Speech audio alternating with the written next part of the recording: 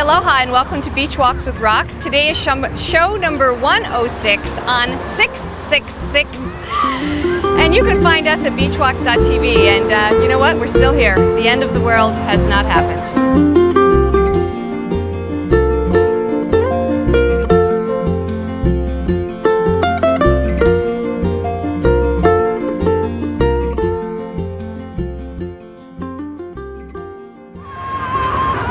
Right here, girlfriend. Good girl. Good girl. Okay.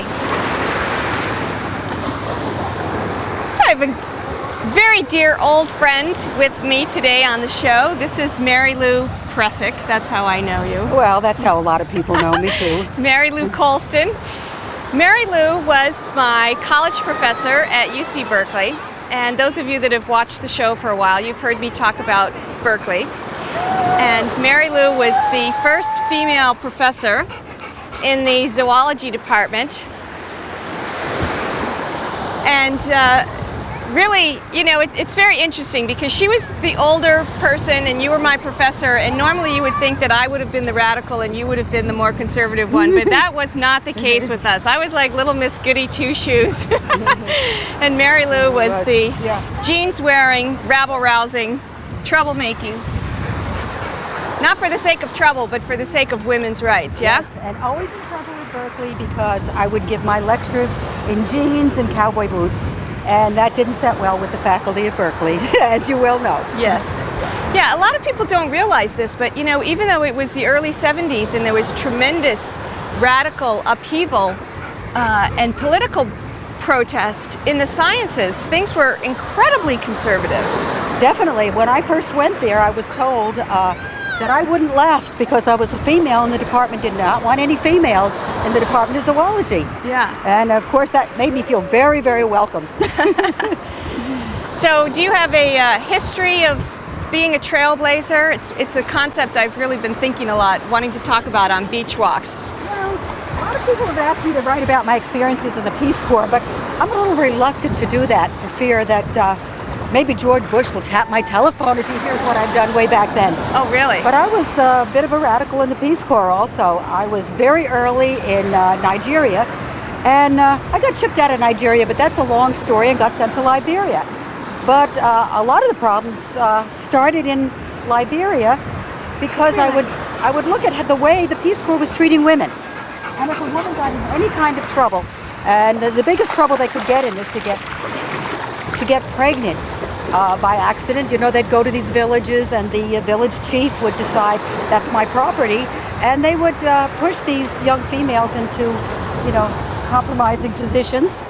And excuse me, a female that would get pregnant in the Peace Corps at that time was rejected, sent home to the family with no compensation, in disgrace. So after virtually being raped by the village warlord or whatever they call themselves. That's about it. Yes. Yeah. And they would be out there alone, and at that time they didn't talk to the Peace Corps members or women about what to do in those circumstances. And so when I heard about several of the women getting sent back, well, that's when I started a few of us in this radical movement. If anybody's on this network now, maybe they'll recognize me because some of my Peace Corps friends were part of this radical movement. And so we tried to do the best we could and protest, and I can't say we made great strides, but you know, I'm sure today in the Peace Corps, the women don't have that problem because they wouldn't put up with it. But back then, they didn't know any better. Mm-hmm. So, as I said, I basically started off in the Peace Corps as a little bit of a radical. Yeah. Well, it sounds like you made a good import. I mean, I think that's a women's issue. You know, a lot of women, we're caretakers, we're drawn to do-gooder professions, and then, you know, very innocently get involved in these situations, you know, like you described, where life is much more brutal. Yes, and they didn't talk to us And about not it. having the Peace Corps to back you up. I mean, I find that, you know, surprising and not surprising. Well, mostly men ran the Peace Corps. And what people did in the Peace Corps, they would go into the Peace Corps because they wanted to become increase their chances in the political field. So the men would be in there for political reasons. I even know one of the people ran for Senate afterwards. Mm-hmm. And you have to remember, it was a very political time. The Kennedys, the Shrivers, they were all involved in that. And they were watching out for their reputation, but in reality, they weren't taking care of the people the way they should.